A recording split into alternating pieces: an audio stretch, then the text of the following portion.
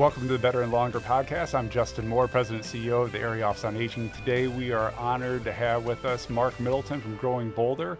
Mark is an innovator, a thought leader in this space, and certainly an inspiration, and holds out those that are doing amazing things at age 60 and better. So Mark, thank you for coming to the podcast. Justin, thanks for having me. I'm excited. If there's a listener here that's really focused on longevity or wanting to live a life in a certain way at a certain age in the future, and it's a vibrant, active life, let's say at age 80, what words of wisdom have you kind of garnered from the many stories that you've covered and individuals that you've interviewed? What are some tips that you'd give to individuals on what they should be doing? I'm 46 years old, so what should I be doing as a 46-year-old to get there? The key to happy, healthy aging is social relationships, So I would say to younger people, in the 40s and 50s especially, cultivate social connection, cultivate relationships, and prehabilitate. I love to talk about everybody knows what rehabilitation is. Prehabilitation to me is aging's ultimate no-brainer. It is preparing, Justin, for the physical challenges that you will have as you age. It's part of the human condition.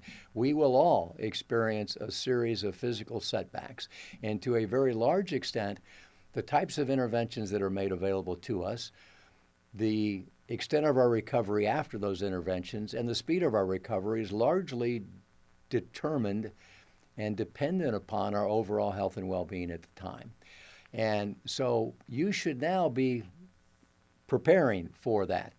What are your thoughts on nutrition, right? That's a pretty broad category. Sometimes people are not sure what they're supposed to consume, what they're not supposed to consume. Here's the problem with everything, especially with the internet these days. You can find information that will support whatever belief you want to have. If you want to believe that drinking Coke and eating bacon is healthy for you, you will find someone that is saying that on the internet, more than likely funded by Coca-Cola and the American Bacon Society, if there is such a thing. And then you can look at, and then you do interview these centenarians. Diet is important, and you will read that. I read 5-6 years ago, the oldest woman in America, her secret to longevity was Texas Pete hot sauce. It's just crazy. But to get down to it, our microbiome is critically important. Our gut is critically important, and we put so much ultra-processed food into our body that it is killing us. We have to get away from eating ultra-processed food. I mean, that's the deal. The U.S. is number 1 in the world in healthcare expenditures. We are number 47 in the world in life expectancy at birth, and we're 68th in the world in health span. I mean, we are totally blowing it, and a good bit of it is due to what we eat and what we consume. And there's been a lot of stuff that's come out lately that said alcohol is, don't fool yourself. I used to love a good glass of red wine, and on occasion I will still drink it, but I've heard so much about alcohol, I just rarely drink anything anymore. I've cut almost sugar out of my diet altogether because sugar creates a whole lot of inflammation. I haven't had a piece of red meat since 1975.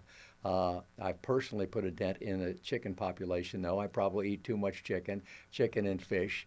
But you don't have to be a fanatic, because there are examples of people who, I mean, good Lord, I ran into a guy at a swim meet who is on the carnivore diet. That's all he eats is meat. And he says he feels better than he ever did. In general, most people, by and large, will tell you need to gravitate toward a plant-based diet. You have to cut back red meat. You can't eat processed meat. You should not smoke, and you shouldn't drink any alcohol. And above and beyond that, do your thing. Well, thanks for all you're doing to promote and celebrate aging. We certainly appreciate, Mark Middleton, you taking time out of your busy schedule to be with us today and share your wisdom and inspiration with our listeners. Well, you know what? I'm honored that you asked me, Justin, to be honest with you, because I've looked into what you guys are doing here, and I have to say I'm just so blown away by it, because I know I have a lot of friends in the senior service industries, and taking care of the everyday needs of older adults is just it's an incredible job. It's a job that I'm not sure how you do it, and yet you guys are still out here not only understanding, but trying to help people understand that their mindset about aging is one of the most important things that we can do. What the mind believes, the body embraces.